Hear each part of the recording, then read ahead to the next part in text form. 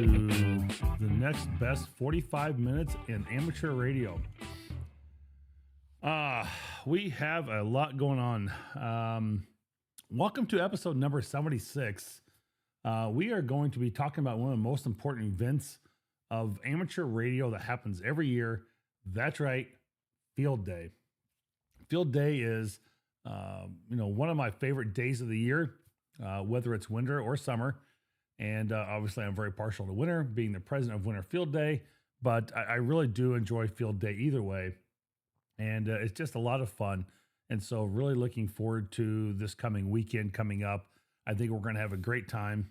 And it's going to be really busy and a lot going on. So I hope that you're going to partake in Summer Field Day. I know I made that mistake on the last episode as well. Talking about, I said winter instead of Summer Field Day. So I'll just say Field Day in general, because that might help. So anyway, I really hope that you'll take part in Field Day, no matter what, winter or summer, but obviously summer coming up. It's going to be a really jam-packed weekend on the air. A lot going on right now. There's a World Cup soccer event. Right after Field Day will be 13 colonies coming up. There's a lot going on there. So just a lot of stuff happening in amateur radio on the air. And I hope that you're able to get in there and take a part in some of that.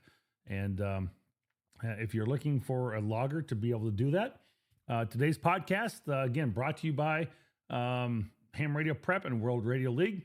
If you're studying for your amateur radio license or looking to upgrade, Ham Radio Prep offers easy-to-follow courses to help you succeed, and World Radio League is building the future of competitive amateur radio logger. Check them out. Support the company that supports Ham Radio. Get a 10% discount and let them know you're using the code Ham Radio Guy when you check out. Save yourself 10%. Helps you out, helps me out, helps support the channel, and it costs you nothing additional extra. So thank you for being part of that. And I have figured out how to integrate World Radio League with Ether SDR on my Flex. That's a really cool thing. It took me a little while to get that one. Ether SDR is a brand new SDR that's come out for Flex Radio only at this point, but it's super cool. And I've had a lot of fun in trying to do that. It was, oddly enough, I probably should show you a program. I'll bring this up real quick. We're gonna go scroll for a moment, a little sidetrack. We'll get the show back on the rail.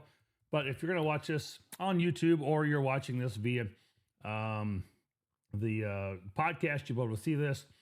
But in Ether SDR, let me get my screen capture up. I'm gonna have to create. Hold on, my apologies. I'm going to have to create a second screen capture, I think. I didn't plan on going down this road, but we're going to do it anyway. Screen capture 4, sure. And we're going to save them. Display capture, yes. Let's go window capture.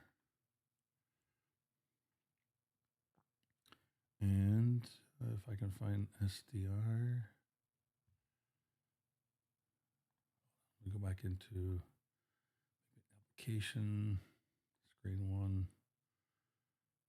screen 2, Ether SDR. See if that shows up and get that to the top. Let me take.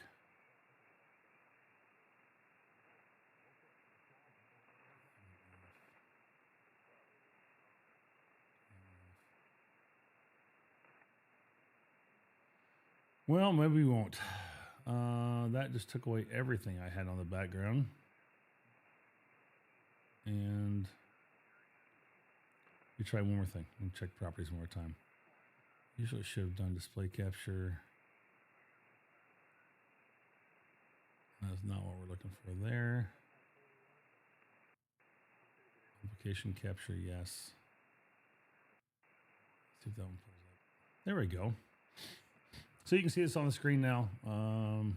Make it a little bit bigger screen. So there's the full screen of Ether SDR. This is really cool. The radio control panel is off. Let me make this a little smaller because it's taking up the whole screen. But there we go. Make it fit in the screen there. So you get the whole screen here. There's Ether SDR, going to settings. And all the way back here at the very end of menu is the serial. And I've got the port configuration for the serial using a Hali key. And then you have to come down here to the pin assignment and hit PTT and choose which one you want, the function. Then you can hit, you have to hit open in this box down here, hit open, and then you can hit close, and then that will activate your PTT for the radio. But it took me a while to go in and do that pin assignment and figure out that, yes, indeed, that's what it was you needed to do to make that work. So anyway, that is where we're at with that. And so that's pretty cool. I don't know. I really like that. This is a really free version. You don't have to pay for the Smart SDR for Mac, and it just works out really slick. So anyway, I liked it, and I'm really kind of enjoying playing with this so far. A lot of cool settings on there. A few more features than, maybe not quite as many features as Smart SDR for Mac, where it's got FT8 and everything like that built in.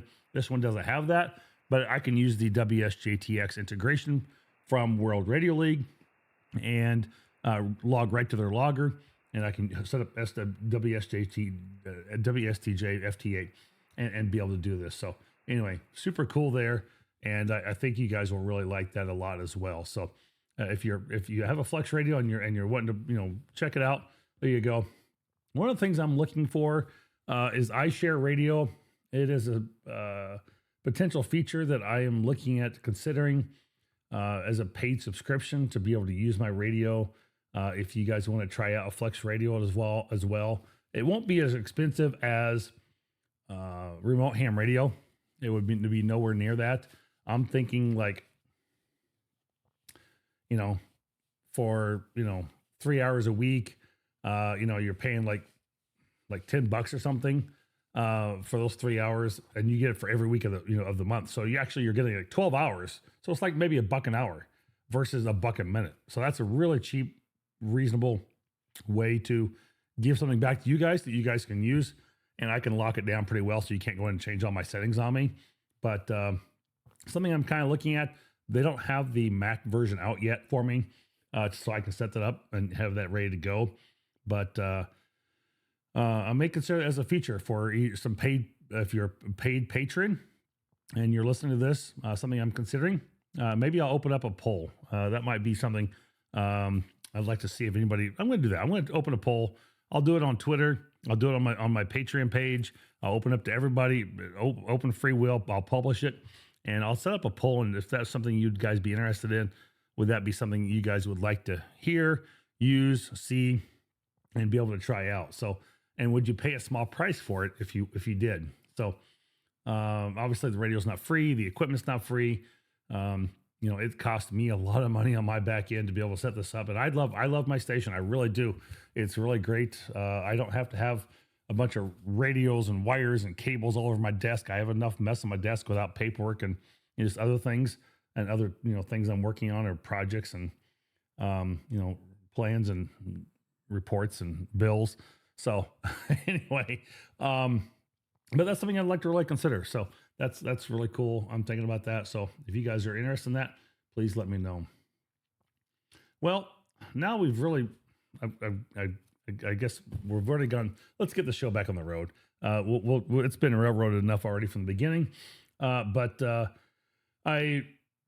was kind of an odd opening. I know probably from normal music and everything else. This one's a little late on Monday night. We celebrating my mother-in-law's 70th birthday today, and besides that, we took her out for lunch, and then I ended up making a trip over to Eau Claire, Wisconsin. Went to Menards, picked up a small chest freezer, and picked up some I'll call it paving blocks with two treated cedar toned wood to replace the planter that we have our well and our pump on for our site.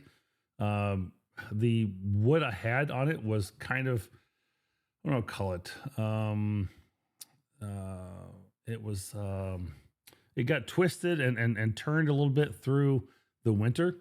And so some of the ground sunk, the thing's not even anymore. So I'm having to come back and redo something. So I'm gonna have to rebuild that. So that was kind of my major part of my day that I didn't really end up planning on doing, but it's all good. So um, I really had some other plans to kind of start to prepare for winter field or for summer field. My gosh, just field day, and work on a couple other small projects. I need to finish getting some of the, I'll call it fencing staples into the post that wrap around some of the posts in the garden area. I don't have that all secured yet. I need to get the final stakes that go along the ground to keep rabbits and rodents from coming in. I got to get those posts on the ground too. So I had a lot more other plans for other things. And then my wife says, nope, we're going to dinner. We're going to lunch with mother. So, okay, fair enough. So anyway, that's where I've been going. Got back from 2 weeks in Alaska. Well, I shouldn't say it was like 10 days in Alaska, but that's kind of been my big part of my 2 weeks. We were able to activate a park in Vancouver, Canada. We were able to operate a park in Juneau, Alaska called Cope Park. And if you're on my Patreon page, you probably saw that I'd written an article, or maybe it was on my Twitter. I guess I did it. It was Alaska's probably the hardest I've ever worked for POTA contacts. It is a struggle. I don't even know how to even explain it to you that it's a struggle to make contacts up there in Alaska. And we had a nice dipole. We set up an L configuration. We had an inverted V configuration. We had a sloper configuration. We are trying everything just to see if we could change direction on it a little bit, which way the antenna was going. And running 100 watts, 891. And we always ended up with good reports coming back, 5.6, 5.7s. We even have 5.8 and 5.9 there at times into the lower 48, but just couldn't get a lot of contacts coming at us. So I do have a little Gatorade with me a day I'm going to be drinking because my throat's going to go dry through this. I can already start to feel it. So, so that's kind of a little bit what's been going on with me. It was good. It was fun. It was good. I got to see some moose, got to see some bear, and that was really exciting. That was one thing I wanted to go back and do in Alaska this year, just because I had not had the opportunity last year to see them. And so I really wanted to go back and explore more of the inner area of Alaska where I had not been last year. We were kind of just on the coastal area through Juneau and Skagway and Ketchikan. So that was a lot more exciting. Got to go on an ATV ride into Denali Park. Got to go on a boat ride up in Skagway and see some coastal brown bear stuff through that time. Saw some eagles in action, picking up a fish from the water. I kind of got that on camera. I think I missed it by just a moment, but I got a little bit of it to where it's kind of flying away with it. But I didn't get its claw in the water, pulling the fish out. So I got it more. It was just right after it flew away there. So about 3 feet off the water, I suppose. But still a cool picture nonetheless. It was a lot of fun. So it was a great trip. I'd do it again, but I think we're going to head out and do some western states of the U.S. next year. That's what I'm kind of telling the wife. I think we should go head out in like Yellowstone and areas like that. So we'll see what that vacation looks like. Got a bunch of parks out that way of Wyoming and Montana and Colorado I've never operated. So we will try and get a few of those in along the way. So, well, with that, let's get on with the show here. I guess I'll do my opening line now since I've already gone this far into the show, but we'll tell you a little bit about the Ham Radio Guy podcast in case this is your first time here. You're going, this guy's all over the board. Not usually. I do actually have an outline script today. Just it went completely off the rails. So I guess it is what it is. It happens, and it'll be all good. Broadcasting from the W0MET studios, I'm Marvin Turner, your host, W0MET. And whether you're chasing parks on the air activations, building antennas in your backyard, upgrading your shack, or just getting started in your ham radio journey, you've found the right frequency. Each episode brings you the latest ham radio news and interviews from operators from around the world with gear reviews, operating tips, event coverage, stories from amateur radio community. My goal is simple: to inform, entertain, and inspire you to get on the air and help you get on the air as well in any way I can. I'll come back to that in a second. I'm not going to derail this anymore than I already have. I can be all over the rail. I think I could be all over the road today. If you're new to the show, welcome aboard. And for all those returning, thank you for making this one of the fastest growing independent ham radio podcasts around. And before we get started, take a moment to subscribe wherever you listen. Apple Podcasts, that's where I find most of my people. And thank you for all those. iHeartRadio, YouTube, or your favorite podcast app. Be sure to leave a review, comment, share with your friends, club members, and fellow operators. Every subscription, comment, and every share helps discover the hobby that we all love. So please share out, and you can also support the podcast through the patreon.com/the ham radio guy. Affiliate links in the show notes always, and by checking out our sponsors, which are really just more people that I kind of have an affiliate account with. They don't really provide any financial support to the show. I am completely independent, supported out of my own pocket dollars. So I don't have any buddy that, gives me money to support my show and do those sort of things. I am completely independent and self-funded here. So, your help support keeps the microphones on, the antennas in the air, and allows us to continue to bring great content to you from around the amateur radio world. And again, we've got people listening in over 46 countries. So, and this year is especially exciting for us because we're celebrating 5 years of the Ham Radio Guy podcast. What began as a fun project during the COVID years has grown into an incredible community of listeners, viewers, supporters, and friends. And together we've shared hundreds of stories, thousands of contacts, countless laughs, and just the passion for amateur radio that continues to exist and grow stronger every year. So I know my wife almost gets annoyed with me sometimes because it's everything I do is like ham radio related. Like, you only brought ham radio shirts on the trip. Like, yeah, that's what I have. So, if you're just starting here, grab your coffee, fire up your radio, settle into the Ham Shack, from field day to DX, POTA, contest, and everything in between. We're going to talk about ham radio, whatever that might be. So speaking of talking about ham radio, so the other day, we I have a local repeater I've built and paid for myself. And I had a guy that was reached out to me and said, hey, he emailed me and said, hey, I can't get into it. And I'd accidentally, when I redid the network rack, I transposed the receive and transmit wires, unfortunately. So anyway, I got that fixed, got it resolved, and he emailed me back and said, yeah, I still can't get into it. Like, I just can't quite program this little ICOM radio. I need some help. I said, well, I'm coming your way anyway. Let me stop by and let me see if I can help you out and get it programmed. 10, 15 minutes into it, got it done, got it programmed, got it up and running. He can hit it. He can, call out on it now, which is really cool. So he's from across the river over in Lake City, Minnesota. So that was pretty cool. So I was pretty happy about that. So, anyway, that's what I like to do, be able to go out and help people and do things like that. That is really cool.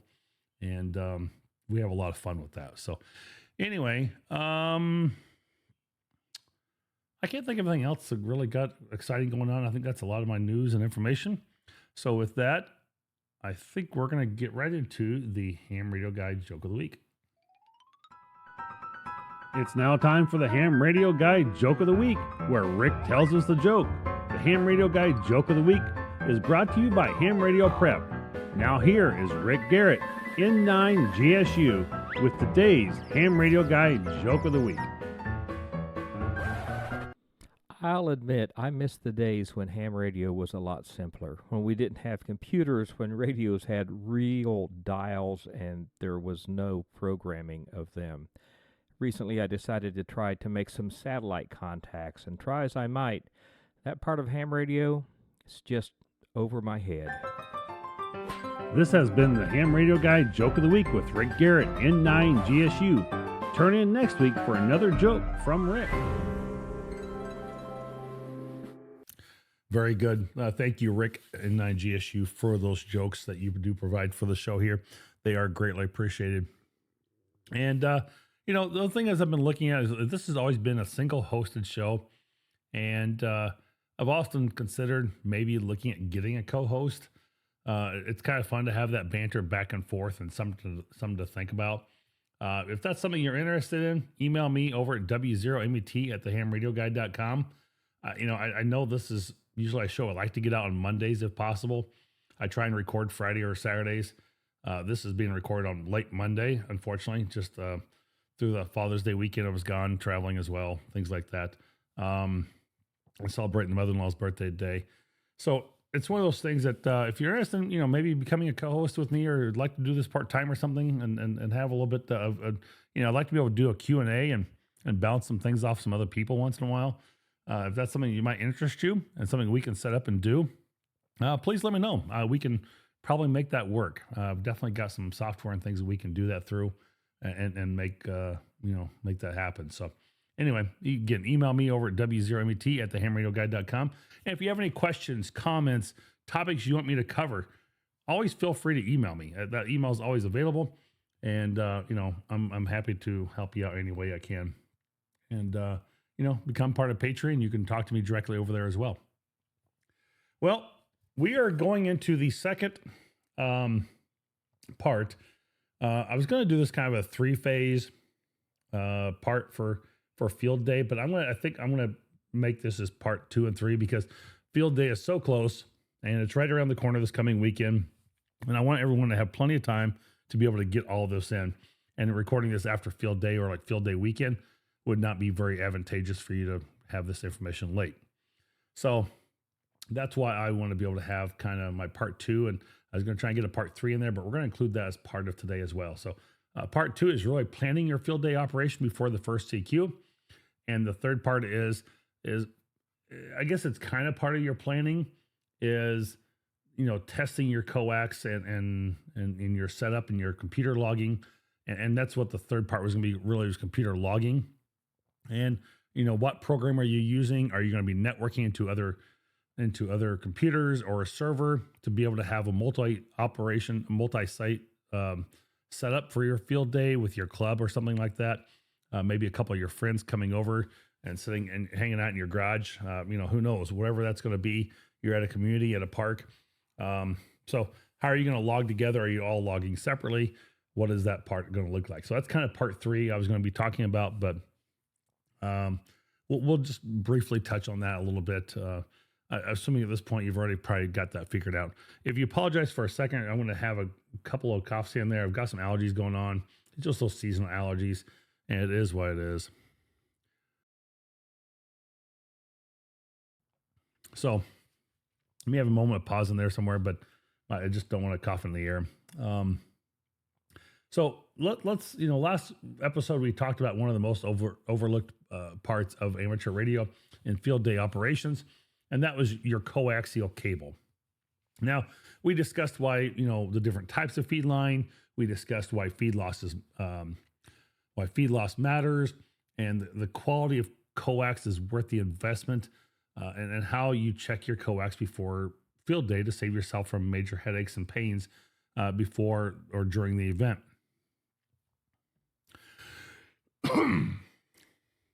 So today we're going to move into that part 2, and that's really the field day preparation series.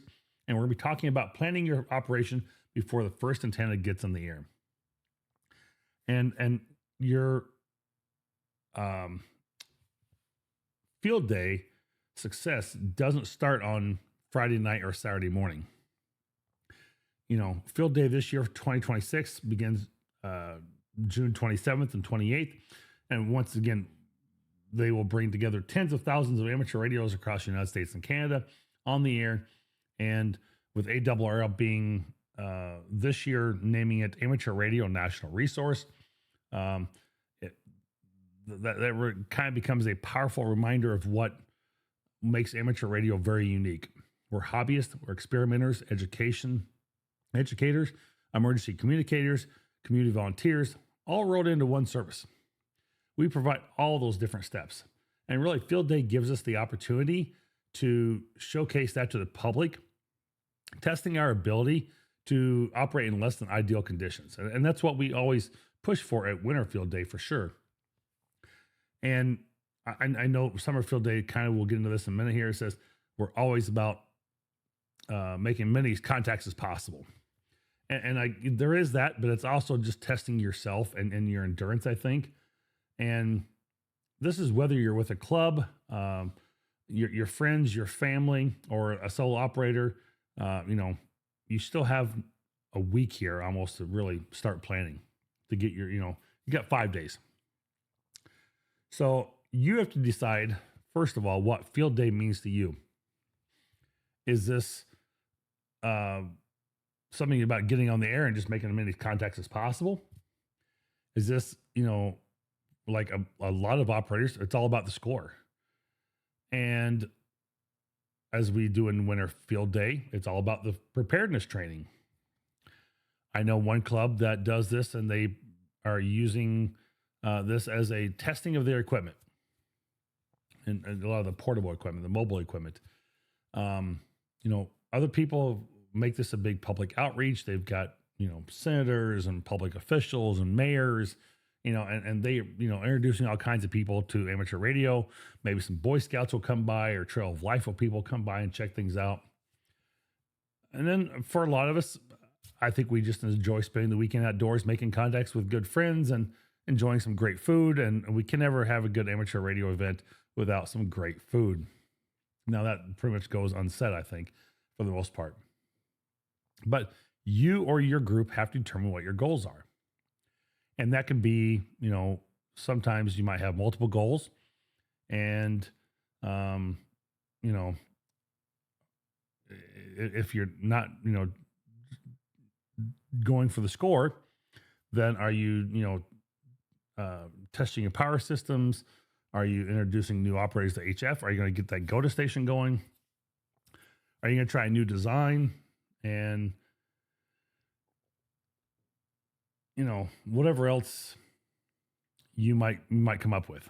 So there is a lot to kind of decide on how you want to do your field day. For me this year, I'm probably going to go visit a club on Saturday morning early, kind of see what they got going. If it works out well, fine. If not, I'll stay. If it works out, it's fine. I'll stay. But if not, I'll go home and operate my own station.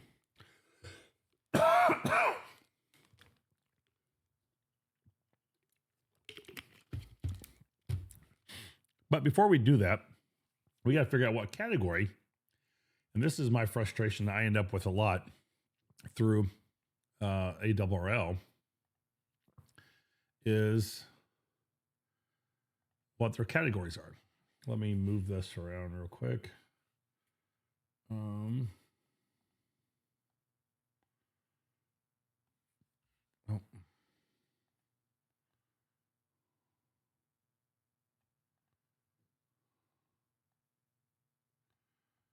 Hold on. Let's go mess with my other image. I know it is. All right. Well, you know what? It's easier to change cameras, I guess. Hold on. Oh, now it's back at me. Why? There we go. So let me.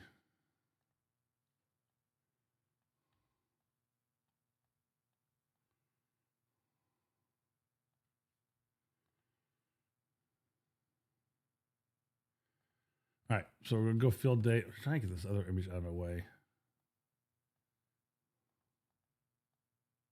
There we go. So as we scroll now, you can see Field Day Amateur Radio 2026, a national resource.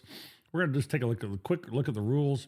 And for this year, ARRL Field Day 2026 rules, there are no changes from the past year, which I guess that's good and bad. It's fine. It keeps things the same, but it's always nice to have a little change up. And I'm not sure I really am impressed by their goals, because they have this as to work as many stations as possible in 160, 80, 40, 20, 15, and 10, as well as all bands 50 megahertz and above. In doing so, learn to operate in abnormal situations and in less than optimal conditions. A premium is placed on developing skills to meet challenges of emergency preparedness, as well as acquaint the general public with capabilities of amateur radio. So they're trying to jam pack a whole lot of information into one little object or objective. So I'm just not sure I'm real fond of that. I'd like to be able to, that's pretty broad scoped. And I'd like to bring that down a little bit more in I think what we do for Winter Field Day. But that's, that's the difference between here and there, and that's fine. I mean, they can do what they want. Now, field day categories. We'll read through this real quick.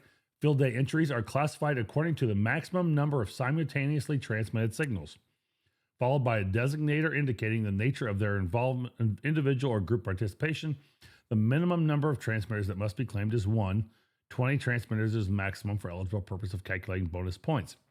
However, additional transmitters which may be legitimately be used simultaneously will determine your intra-category classification, will not earn additional bonus points. And then it goes blah, blah, blah. There's more. So I'm not worried about that. Bonus stations such as GOTA station and satellite station do not count towards determining the number of transmitters for the class and do not qualify for transmitter bonus points. All right, so that's kind of out of the way. Now we have Class A.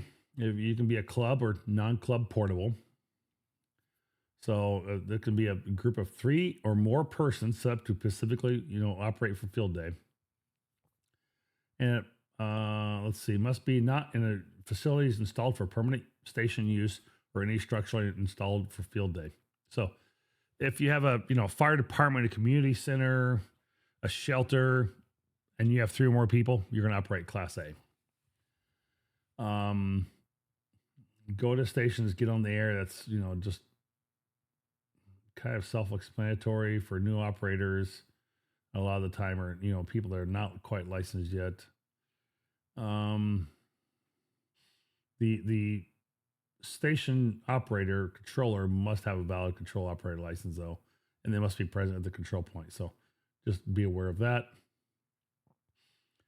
All right, everybody gets you get a free VHF station for Class A entries, so that's good. Class A battery, so this would be Class A battery. You have to specify that. It'd be a battery. It's an AB. This is for non-club portable, so a club or non-group of 3 or more persons set up to specifically operate for field day. All contacts must be using output of 5 watts or less, and power source must be something other than commercial power mains or motor-driven generator. Battery, solar cells, water-driven generator. Other provisions are the same for Class A license. Class AB is eligible for a GOTA station. Okay, cool. Class B, 1 or 2 person portable. So that would be like myself. Field day is set up and operated by no more than 2 persons. Other provisions are the same for Class A. Nope, that won't be me. And then Class A battery. Well, I will be probably Class. Well, let me see. Yeah, we'll see. We'll visit the other and see what they say. So, as Class B battery, again, operating with output power of 5 watts or less, and power source must be something other than commercial mains or motor-driven generator. So, I won't be Class B battery, but I will be battery, but I won't be less than 5 watts. So that ain't gonna happen. So that won't be my station. I guarantee that. Class C mobile. I could operate mobile, but I don't really want to go to the park and do that and spend all day there inside my truck operating or setting up a table. So this is anybody capable of motion while in motion or normally operate in this manner. This includes maritime and aeronautic mobile.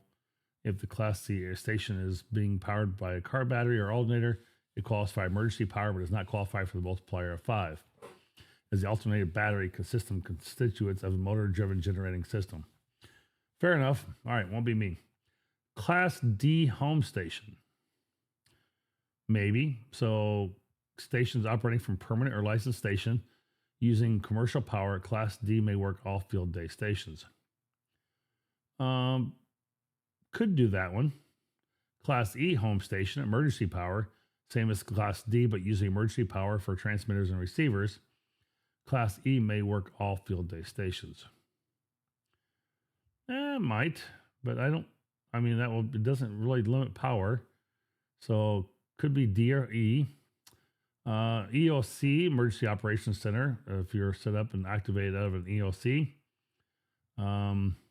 You could operate Class F.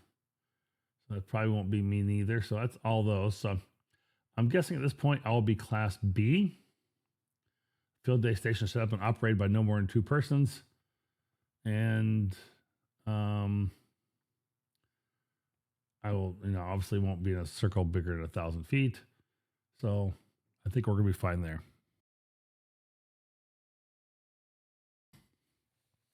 So probably either I'll be class B or I'll end up as class F. No, I'm sorry, class E, operating off emergency backup battery power, which I run a lot of my field days off solar and battery backup. So probably will be doing something along those lines. That's what I operated off last year. I think I did class D. I was in one David. So that's kind of where we're going to be at. Again, the exchange would be, like a 1 Delta for myself, Wisconsin. And you can do this on digital CW or single side band, or, what they consider phone. And I'm not going to go into all the scoring because that can become really, depending on your class and your bonuses and, did you do the safety walkthrough, and did you have media available, or you had a public location? I mean, there's all kinds of things that go into the scoring. So it's really hard to say, hey, you've got, this, points for this and points for that.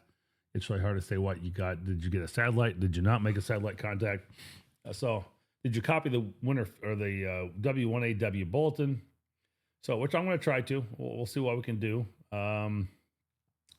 Did you do an educational activity or any type of, I don't think they have testing involved on this one. So we always did a testing session at our field day in that morning at 10 a.m. Safety officer bonus. I guess I'm my own safety officer, so I don't know if that counts or not. Maybe earned by a person serving as a safety officer for the group setting up a Class A station. Okay, I'm not going to be Class A, so I guess I don't have to worry about that.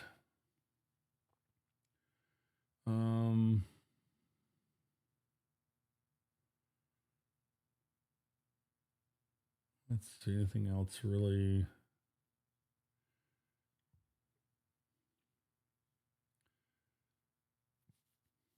Remember, the technician cannot be the control operator on digital modes below 10 meters. Recommended FT8 and FT4 subbands follow. Recommended subbands. These are not the default subbands that WSJTX defaults to for each band, but are frequency subbands used in the ARRL digital contest. So if you're going to be operating 20 meters and you're going to be on FT8, you need to be, instead of 14.074, you're going to be at 14.090 to 14.100. So that will be kind of your example of that. And then FT8 or FT4 also has its own subbands as well. So be careful of that and know that you're not going to be just operating the standard WSJTX files that they have. You're going to have to go in and add your own in there. So be aware of that. Club aggregate scoring. Remember our Part 97 rules. That's always kind of common sense, those sort of things. So anyway, a lot of good things in the ARRL field day guide. I mean, I think this thing's like 20 some pages long. I'm not going to go through it all with you, but I really wanted to cover just the categories, or your class, I should say, of what class you're going to be at. And then we can go through the scoring and stuff afterwards, but things to think about at least. So that's kind of getting your preparation for field day.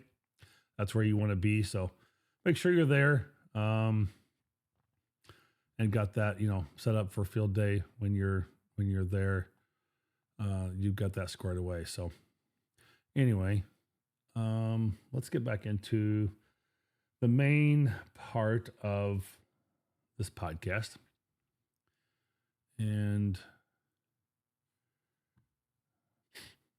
all right, so we understand the field day entry categories and where we need to be and what group we're going to be at, whether it's Class A, B, whether you're one or two persons. Again, you're probably, if you're just doing Class B and you're beyond like 100 watts, you're going to be like Class B. If you're doing 5 watts or less, then you'd be Class B battery. I'm not going to be a home station, but I'll probably be a home station on emergency power, so Class E. So E or B, I will be. I'll just have to decide what I want to do that day or what I set up for. And I don't really know what I'm going to be doing yet at this point. It will, like I said, typically operate off battery, but so I mean, I can operate as a home station. I won't be on my home station though. I will set up a table. If it's in my garage, I will set up a table with an external battery and I will operate on a separate radio off my antennas. I'll set up a couple antennas. I'll have a dipole and a vertical both, and I'll be able to switch between the two and operate that way, so I can go between the two antennas depending what I want to do. So, or depending which direction I have them facing. So that might be the difference too. So we'll see. So, but I will set that up. Usually I have an A/B switch to switch those between the two. The next part is now you've got your class and your category. You need to think about operating away. If you're operating away from home, have you went out to your site that you want to explore? Have you been out there to look and see what type of terrain exists around you? What type of obstacles you might face? Any type of trees? Where can you set up a pole for an extended mast? Any type of accessibility issues, parking, handicap, restroom availability. You're going to be out there for hours on end. Any type of shelter from weather. Again, enough space for your antennas. Any other safety concerns it might be.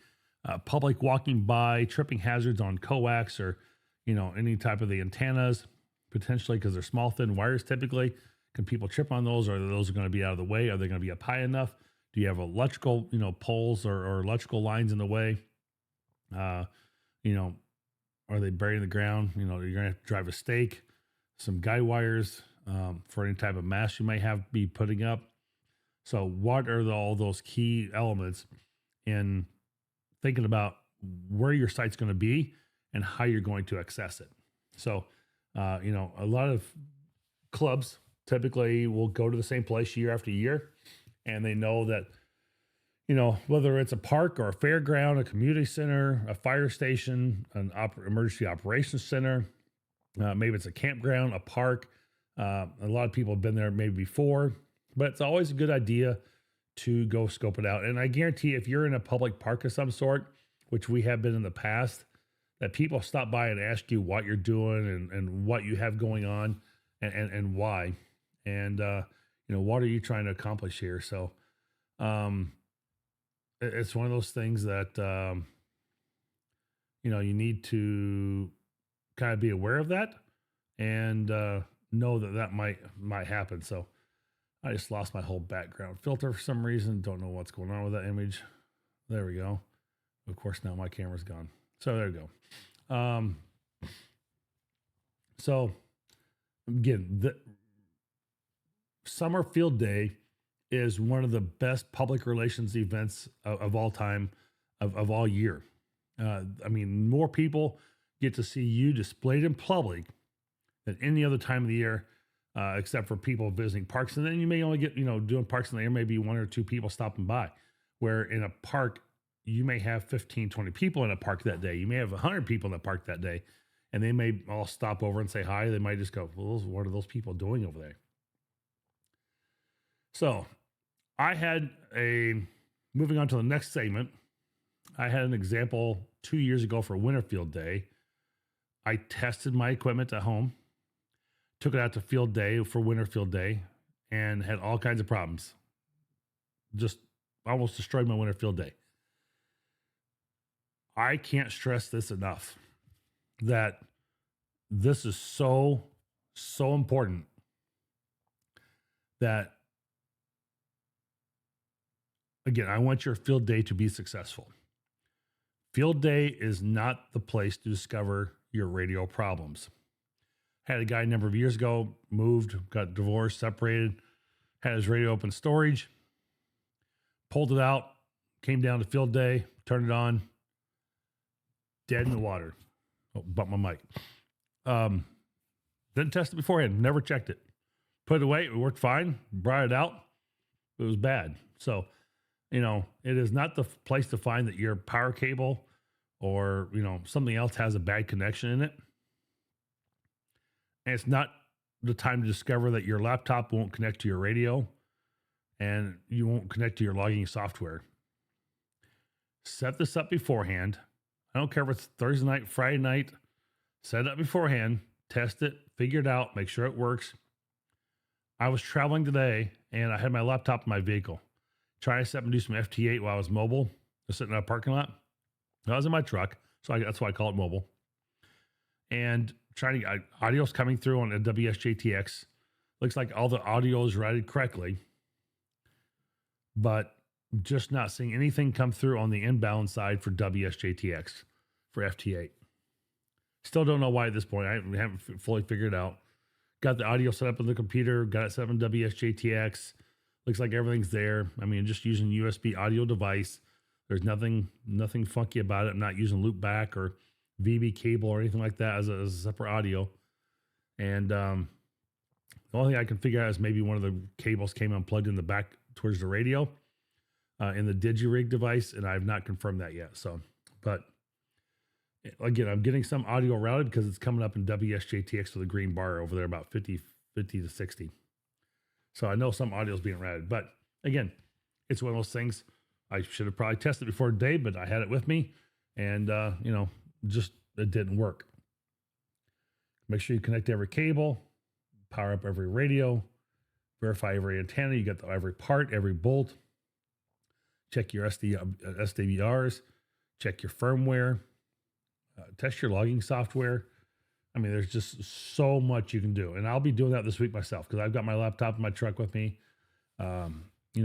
If you can, this is a little bit more difficult, but confirm that your computer will connect to the network. Ask your person who sets this up. Using a 2.4 or 5 gigahertz network, what are you using?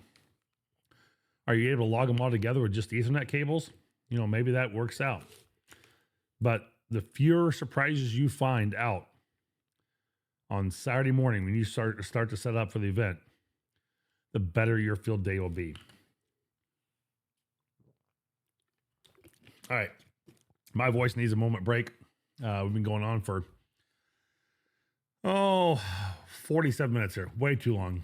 This is supposed to be a 45-minute, fastest 45 minutes in amateur radio. And boy, it's already been, it is fast. But we have a little bit more to go. Want to develop the operating plan if you haven't done it yet. But we're going to come right back up here. Don't go anywhere. We're talking more about field day operations right after this word from ABR Industries, right here on the Ham Radio Guy. Looking for top quality cables that you can trust? ABR Industries has you covered. Proudly American built and reliable, ABR Industries delivers premium coax cable and connectors for all your communication needs. Whether you're a ham radio operator, work in broadcast, or manage critical infrastructure, ABR ensures that you are connected when it matters most. And it has such tremendously different characteristics. From static to clarity, ABR products. Built tough, built here, built for you. ABR Industries. American built and reliable. Visit abrind.com today and experience the strength of superior connectivity. It's the only coax here in the W0MET Ham Shack. Use code SAVE10 Ham Radio Guy. ABR Industries, where reliability meets performance.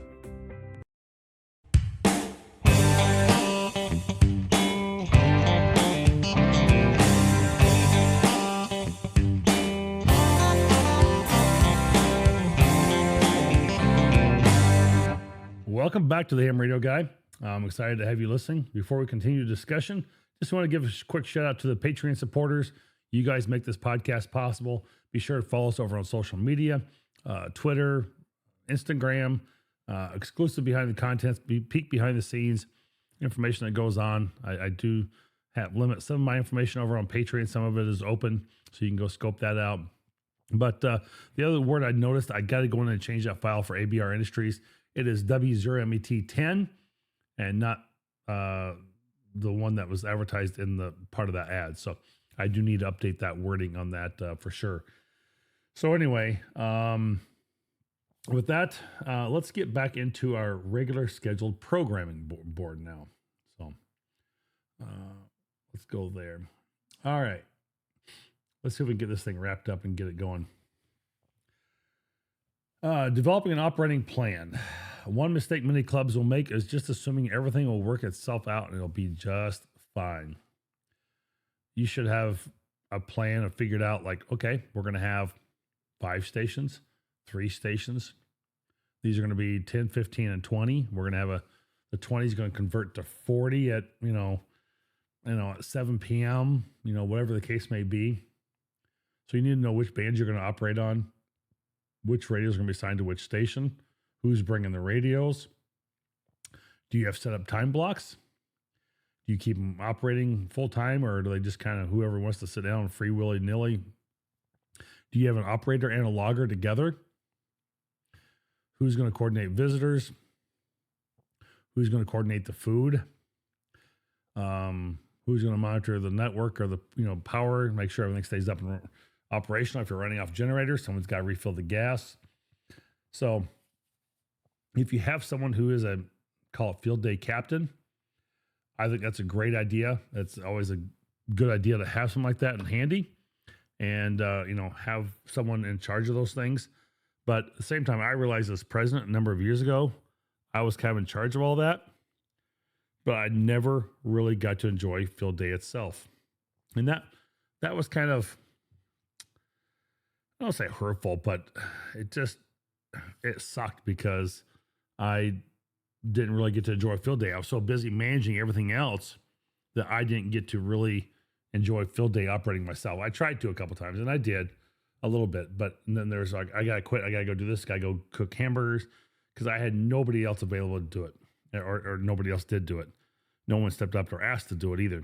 So as kind of president, maybe I didn't delegate enough, but it was hard to delegate people who didn't really want to volunteer either. So it was, you can't depend on whether they're going to be there or not. They weren't sure, that sort of thing. It was really hard to do that, but I always pulled it off and we went without a hitch and always had a good field day. So, but just make sure everyone understands, hey, we're 1 Delta, North Carolina, we're 1, Alpha, Ohio, whatever the case may be. Know what your class and category is and know, obviously what state they're in. And know how to operate the radio, know how to operate the logger, and make sure everyone stays safe, no accidental rule violations, and keep your operation running smoothly during field day. Nothing worse than something comes crashing down because somebody did something stupid, and it just didn't work out well. Or if you're operating 4 Delta or not 4 Delta, let's go 4 Alpha. And all of a sudden, one of the batteries completely dies. Oh, we don't have a backup. Or Jimmy was supposed to bring his, but he never showed up today. So, do you have a backup to the backup? You might need that. Sun goes down at maybe 7, 8, 9 o'clock, depending on where you're at. Solar system dies. You're not getting power anymore. How big a battery do you have to hold that power that came in during the day when you're generating power from the solar generators? Again, do you have gas? What if one goes bad? Can you get it started? Can we get the spare started if the other one goes down? How are you distributing that power equipment? Do you have, enough heavy gauge wire to get you where you need to for the distance from where your station's at? And trying to think what else, anything else that might come top of my head that of things that could go wrong. But just because you assumed it worked last year or you haven't opened up and operated your field day box since then, don't assume it worked. You need to test it, load it, recharge it, verify it, and have a checklist of everything you need to put this all together. In a box of some sort. So you make sure you don't forget something along the side. So once you've verified it, that's what you want to do. You put it all in a box of some sort and take it with you. I don't care if it's a Rubbermaid container or a cardboard box.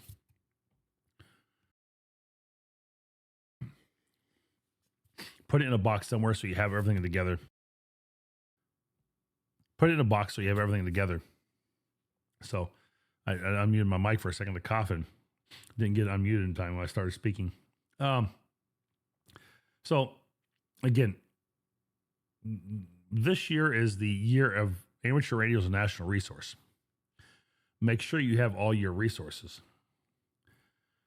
Whether it's equipment, supplies, radio, food, whatever you might be, but don't forget about your other resources as this is, again, a great time to demonstrate to the public officials, emergency management, community organizations, school, family, friends, whoever you might have, what amateur radio can do and how it works.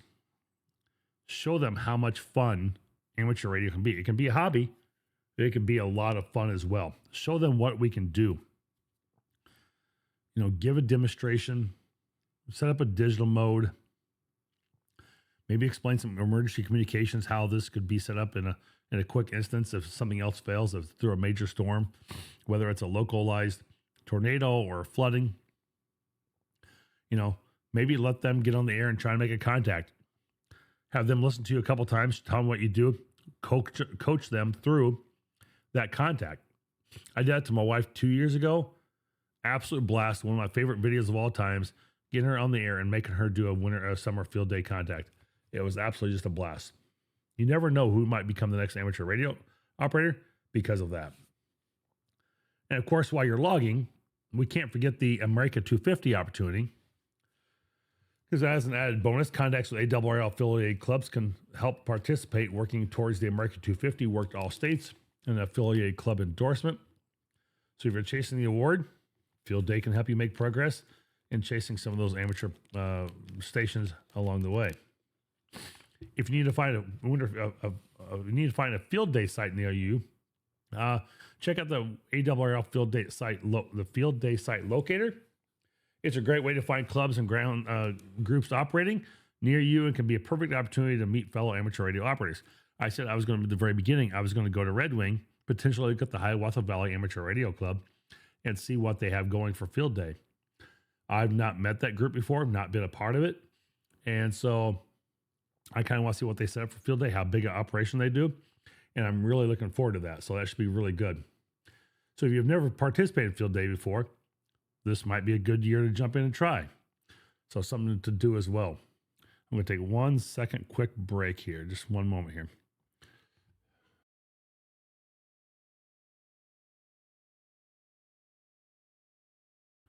While I'm doing that, I'm just going to play this song real quick while we're waiting for me. I got to go take care of something real quick.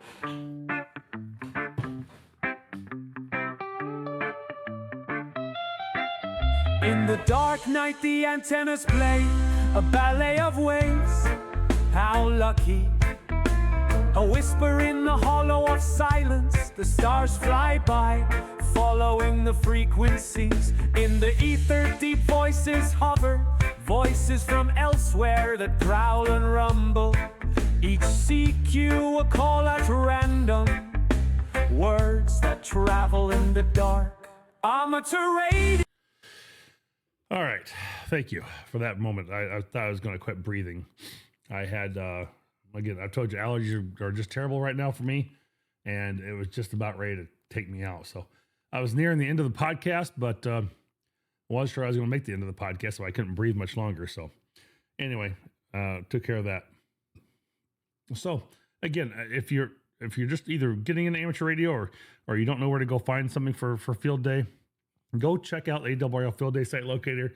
I did. I had to give it a try, and it was nice to find some information about a club locally, and it worked out great. So, some closing thoughts on this, because again, we're an hour into this. This is a long episode for me, guys.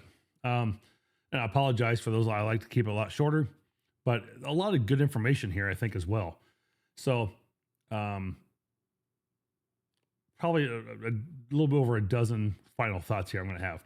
First, Field Day isn't just about making contacts as much as ARRL says, make as many contacts as possible.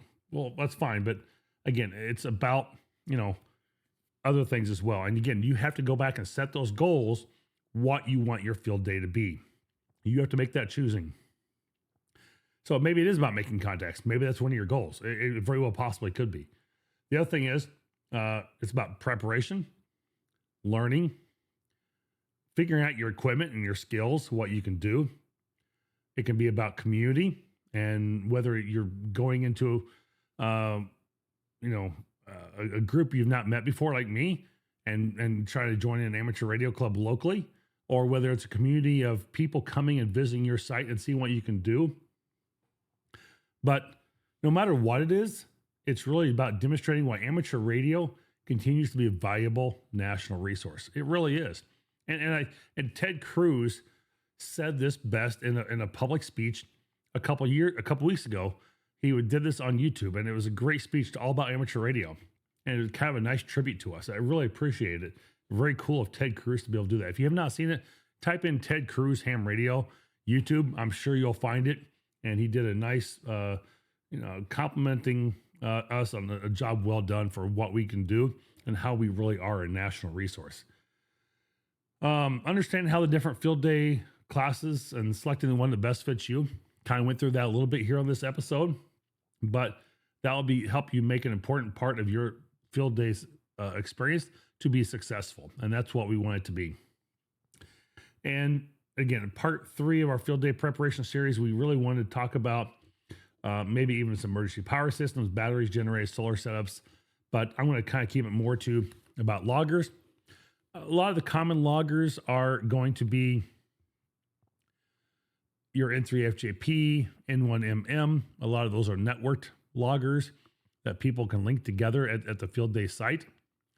World Radio League, you create your club account, and then everybody logs into that one Radio League site or account, and it will log automatically to the World Radio League leaderboard and your online cloud account. Yes, that requires internet, which I get, but it's also one of those things where you can do it offline and upload it later. That's possible as well. And they've got the new desktop app with cat control. This should work out really well overall. And, there's other ones offline that you can do as well that, are maybe not so popular, but, there's such things like Rumlog or MacLogger DX, Log for Old Men. There's, for Mac, there's Skookum Logger, which is really pretty good too. I haven't played with that one in quite a while because I just haven't gotten away from World Radio League. Again, it's a very modern logger used across multiple platforms, and it really has done a lot for me and what I need to do for logging. And it's just incredible to see their awards and their leaderboards, and it's cool to see where you're at in stats and live updates. So that's the reason I've really chosen that one and really gone with it, because it is a very up-to-date modern logger, and they continue to improve it each and every day. So it's incredible. So that's kind of the step of loggers. Try and test it out first, make sure it works. Go download the latest version of that logger, whatever it is. I don't care. World Radio League, N1MM, N3FJP. They probably sometime this week have come out with the latest update prior to the field day event, and you're going to want to make sure you have that on hand. Going to field day and going, hey, there's an update available, or your software doesn't match the other 3 people because they updated and you did not. Don't make that the problem, So, it's so many people logged by hand, and that's fine, but it is not as efficient, and having to go back and redo it for somebody, submitting it, is just way old school. And I know that's not necessarily wrong or bad, but it just makes things more difficult when you're trying to compare it or update it to other systems, and keep track of your records and stuff as well. If 3 people are all on computers and the 4th person did it by hand, went back and did it later, were they off on times? They may have had a duplicate compared to somebody else, where you would know right away if you're logging to an automatic logger that you automatically have a dupe already. So, you wouldn't have seen that by logging by hand. So those are my kind of things I think about. So, with that, I think I'm going to end. Again, we're an hour and 5 minutes into this. But hopefully you enjoyed this episode. Got a lot of information out of it about field day and the things to think about. Figure out your class versus, your club's class, whatever it might be. Maybe you're the one in charge. Maybe you're just trying to figure it out for yourself, how you're going to operate. But I certainly do hope to hear you on the air. And I hope that you'll get out and try and set up something new. It's one of my challenges to you. I'll be setting up a new antenna. I've played with a little bit before. I only set it up once before, but it's a vertical I'll be using, and I'm looking forward to that. So should be a lot of fun. Until next time, this is Marvin Turner, W0BT, the Ham Radio Guy podcast. We'll see you on field day and catch you on the bands. Have a good one. 73.